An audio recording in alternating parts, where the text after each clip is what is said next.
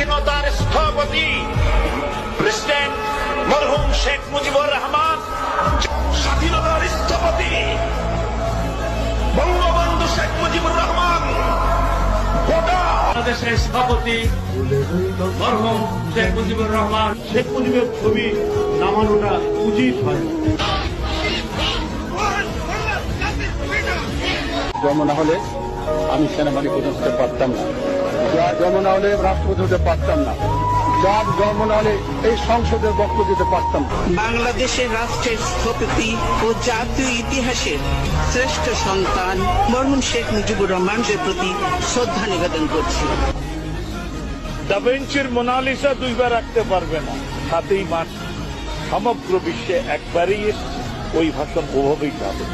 ওই ভাষণ বঙ্গবন্ধু শেখ মুজিবুর রহমান বাংলাদেশের সমস্ত আপামর জনতার সম্পদ। স্বাধীনতার স্থপতি বঙ্গবন্ধু শেখ মুজিবুর রহমান 7ই মার্চের ভাষণ দিয়েছিলেন রেসকোর্সের ময়দানে। ওই ভাষণ আজও কুয়ার ভিতরে নিতে চান খালি আওয়ামী লীগের নেতা। কিসের আওয়ামী লীগের নেতা? বঙ্গবন্ধু এ জাতির 18 কোটি মুসলমান, হিন্দু, বৌদ্ধ, খ্রিস্টান সকলের নেতা। এক নেতা এক দেশ, বঙ্গবন্ধু।